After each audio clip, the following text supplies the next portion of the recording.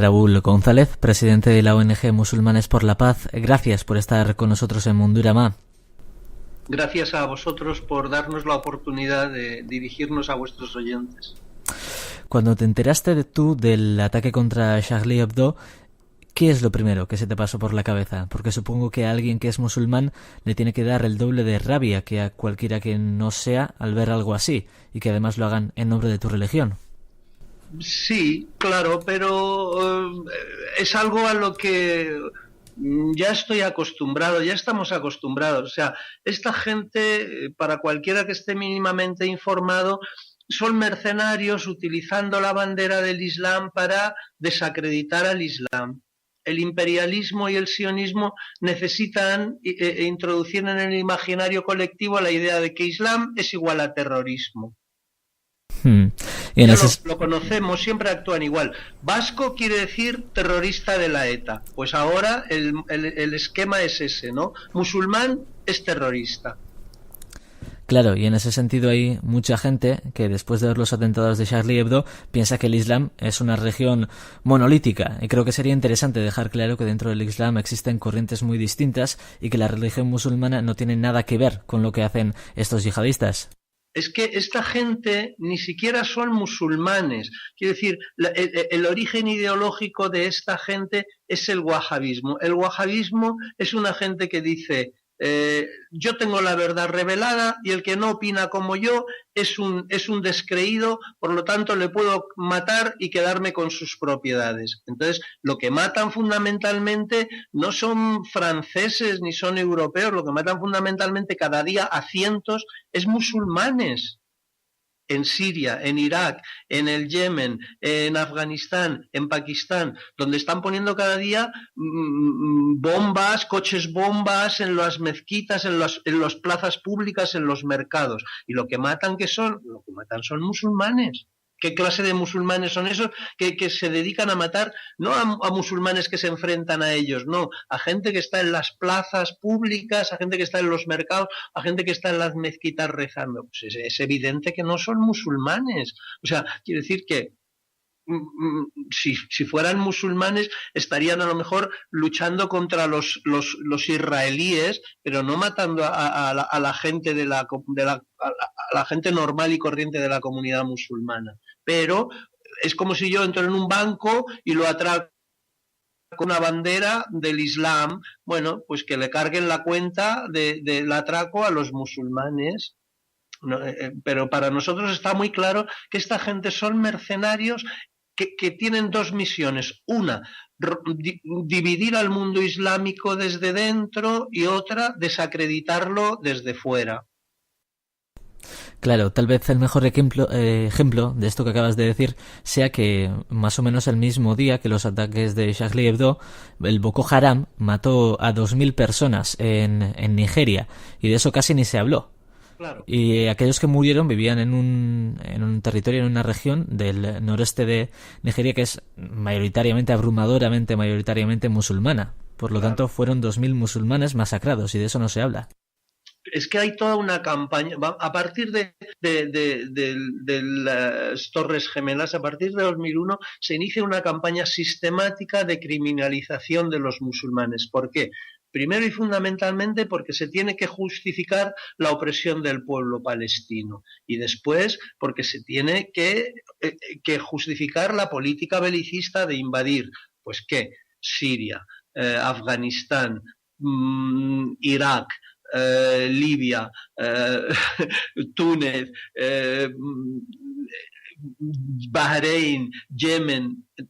Lo que hay es una ofensiva hacia el mundo islámico por razones económicas, claro que sí, por supuesto, para hacerse con las fuentes de energía, y también por razones políticas, porque a partir del triunfo de la revolución islámica de Irán, Irán ha demostrado que se puede uno enfrentar armado de la fe en Dios contra los imperialismos del este y del oeste. al mismo tiempo, sin apoyarse en uno para enfrentarse al otro, sino directamente apoyándose en Dios, eso ha despertado está despertando a la comunidad islámica, y eso es un peligro que unos tipos armados de fe en Dios, en el Dios único de los creyentes, se enfrenten y denuncien en la plaza pública a los imperialistas, a los que están ocupando desde hace 60 años o 65 años las tierras palestinas, a los que están oprimiendo al mundo, se alíen con Venezuela, se alíen con Bolivia, se alíen con los países emergentes que se están liberando de las políticas neoliberales.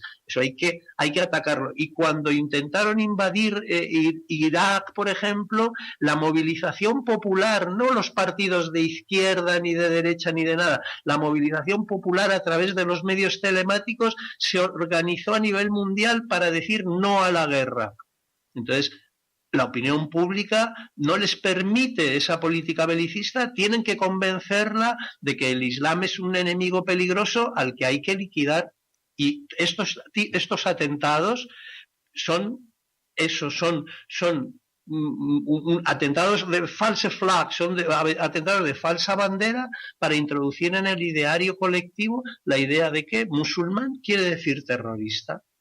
Y el Islam no es más que el último mensaje. Hay un solo Dios y hay un solo mensaje. El mensaje del Islam es el mensaje del cristianismo. Cualquiera puede abrir un Corán y leer el capítulo dedicado a Abraham, dedicado a la Virgen María, dedicado a Moisés. Entonces, ¿cómo vas a criminalizar el mensaje de Dios? Has mencionado antes el wahabismo. Cuando hablamos de wahabismo, ¿estamos hablando de una corriente teológica realmente o estamos hablando de un proyecto político en realidad, un proyecto político totalitario?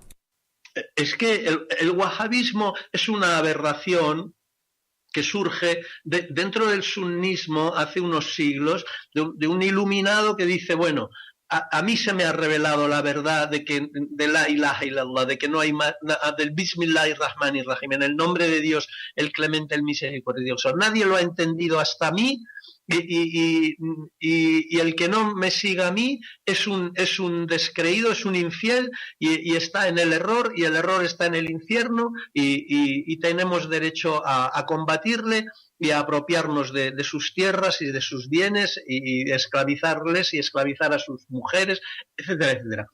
Entonces el imperialismo inglés dice, estos son los que nos van a hacer el trabajo. Entonces van a potenciar el wahabismo, que es condenado inmediatamente. Mohammed ibn Abdel Wahhab es hijo de una familia de sabios islámicos. Los primeros que denuncian su aberración es su padre y sus hermanos. Dicen, bueno, esto no tiene nada que ver con el Islam, tú eres un pirao de la vida y tal. Lo que pasa es que el imperialismo inglés porque el wahabismo como corriente ideológica, digamos, que sale del Islam, se alía con la familia Saud, que son una familia de bandoleros, de una tribu de bandoleros. Entonces el imperialismo los usa y los potencia, primero para acabar con lo que queda del califato otomano, gobernado desde Turquía, y al principio durante la Primera Guerra Mundial. Y entonces, a cambio de los servicios prestados, lo instaura en el gobierno y pone el país a su nombre directamente, ¿no? O sea, Arabia de los Saud, de la familia Saud, ¿no? Entonces, la ideología es una ideología totalitarista, es una lectura literalista del Corán, y que no comparten los musulmanes, se llamen sunitas o se llamen chiitas. Cambiando un poco de tema, desde Musulmanes por la Paz habéis notado que la sociedad sea cada vez más islamófoba, es decir, ¿existe un auge de verdad o es más bien algo para llenar minutos en los medios de comunicación? Se intenta, pues se intenta difundir la islamofobia y de alguna manera es un trabajo como muy subliminal, ¿no? Que va calando de alguna manera. La gente no está informada en general y los medios de comunicación no dejan que los musulmanes accedamos a las televisiones y hablemos con la gente y expliquemos, ¿no?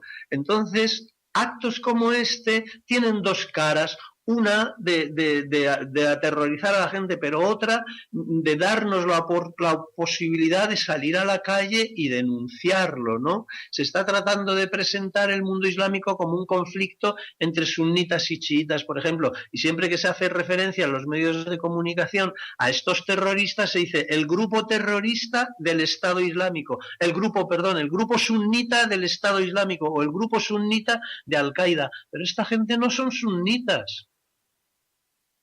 Los sunitas rechazan el wahabismo. O sea, como decía hace poco el parlamentario inglés Conway, me parece que se llama, decía, los palestinos son sunitas y quien está soportando a los palestinos con armamento y políticamente y militarmente es Irán, que son chiitas. Entonces, ¿dónde está el conflicto de los sunitas y los chiitas? El único país que realmente está apoyando la causa del pueblo palestino de los países islámicos es Irán. O Hezbollah también, que si no me equivoco también son chiitas, ¿no? Hezbollah, que son chiitas. Siria, o Hezbollah ha entrado a apoyar al gobierno de Bashar al-Assad y al ejército sirio, que es mayoritariamente sunita. No hay un conflicto entre los musulmanes. Al revés, lo que está provocando esto precisamente es un acercamiento cada vez mayor entre las escuelas sunitas y chiitas, porque cada vez, el terreno para la indefinición se está limitando cada vez más, o justificas este tipo de asesinatos, de cortar cabezas, de matar indiscriminadamente a todo el que no está de acuerdo contigo en el nombre del Islam, o lo rechazas. Entonces, no tienes que tomar partido. Y gracias a Dios, la mayoría de los musulmanes ten en cuenta que los musulmanes se dice entre 1.500 y 2.000 millones de personas. Solamente en España hay cerca de 2 millones de personas. Si los musulmanes fueran terroristas, con 2 millones de musulmanes en España y 20 millones en Europa estaría saltando por los aires cada día. Estos son un grupillo, sus líderes son directamente agentes denunciadísimos clarísimamente. Ayer el mismo exsecretario de Estado americano, Craig Roberts, lo denunciaba, decía, esto es un atentado de falsa bandera para desacreditar a los musulmanes ante la sociedad española. Gente como Thierry Mason han salido inmediatamente diciendo, esto es un atentado para tratar de provocar una guerra civil en Francia. El mismo Estado francés ha tenido que salir al paso porque tienen 4 millones de musulmanes en el país, para decir, ojo, los musulmanes de este país son ciudadanos franceses, el Islam es una de las religiones de este país. No van a conseguir un enfrentamiento religioso con los musulmanes, porque el Islam rechaza el terrorismo desde su misma esencia. Quiere decir que el Corán prohíbe iniciar una guerra, por ejemplo, prohíbe ser agresivo, solamente permite el recurso a la violencia para defenderse de una agresión, nada más. Entonces, cualquier musulmán medianamente instruido que lea medianamente el Corán, familiarizado con el Corán, rechaza y no reconoce a esta gente como musulmanes. Entonces, lo que están provocando en contra de lo que pretenden es una unidad cada vez mayor de los musulmanes, sobre todo en los escenarios de guerra más importantes como son Irak, como son Siria, como son el Líbano. O sea, en el Líbano, por ejemplo, los cristianos respaldan a la resistencia islámica porque son los que están defendiendo el país de las invasiones sionistas, de las invasiones del Estado de Israel. para su proyecto de expansión en Oriente Medio, eso es muy peligroso. Entonces necesitan hacer esto. Si nos paramos un momento y nos preguntamos, bueno, ¿a quién beneficia algo como lo que se ha hecho al Charlie Hebdo? ¿A quién beneficia eso? ¿A los musulmanes? Desde luego no. Desde luego que no. Y en tu opinión, ¿a quién beneficia? Pues beneficia al sionismo y beneficia al imperialismo americano y al imperialismo francés y al imperialismo y a sus aliados, a Arabia Saudita, a Qatar, a Erdogan en Turquía, a Jordania, que son los que están entrenando, reclutando, financiando y armando a todos estos grupos terroristas. Otra de las grandes cuestiones que surge cada vez que sucede un atentado de este tipo es la integración, o tal vez más bien la falta de integración de las comunidades musulmanas en los países occidentales. Desde Musulmanes por la Paz, ¿creéis que la integración funciona o no funciona? No, vamos a ver. Yo puedo hablar de España y pienso que la situación en otros países es diferente, pero por ejemplo estamos viendo cómo frente a los intentos de criminalizar a los musulmanes en Alemania por el grupo neofascista de Pegida en Dresde, se han manifestado antes de ayer 35.000 personas contra la xenofobia y la islamofobia. Quiero decir que hay una movilización popular importante, pero en España, en general en el Estado español, la situación yo creo que es diferente. La comunidad islámica en España es más joven, es más reciente. Se puede hablar de dos generaciones. La primera de inmigrantes que han venido a buscarse la vida y que para ellos su meta es tener un trabajo y tener una casa y dar estudios a sus hijos y no quieren saber nada más y es en la emigración donde descubren como un factor de identidad cultural que son musulmanes y empiezan a acudir a las mezquitas y no tienen mayores inquietudes. La segunda generación, la de la gente más joven, empiezan a retomar, digamos, su identidad islámica, empiezan a descubrir ante la falta de alternativas de esta sociedad que proceden de una cultura mucho más rica, mucho más espiritual y están en un proceso un poco de aclararse en medio de todo este despertar islámico en la cuestión religiosa, ¿no? Y lo que, por ejemplo, gente como nosotros, los que hemos creado Musulmanes por la Paz, nosotros precisamente hemos creado Musulmanes por la Paz para incorporar a los musulmanes a la vida cultural, a la vida social, a la vida política, a las movilizaciones populares y a la problemática del país en el que están viviendo y en el que estamos viviendo, por un lado. Y por otro lado, para sacar el Islam de las mezquitas y que la gente vea que los musulmanes somos gente normal y corriente. O sea, somos gente que cree en Dios, somos gente que porque cree en Dios tiene un compromiso con el resto de sus ciudadanos, tiene un compromiso, por supuesto, con los débiles y con los oprimidos, pero es un compromiso como seres humanos que entienden que amar a Dios es amar a su creación y por lo tanto estar del lado de los más indefensos, de los más débiles, de los más oprimidos. Entonces, digamos, no se puede hablar de una participación. La comunidad islámica en España es mayoritariamente compuesta por inmigrantes y los inmigrantes en este país sufren yo no le llamaría islamofobia, pero sí un racismo de 500 años de historias de moros y cristianos, ¿no?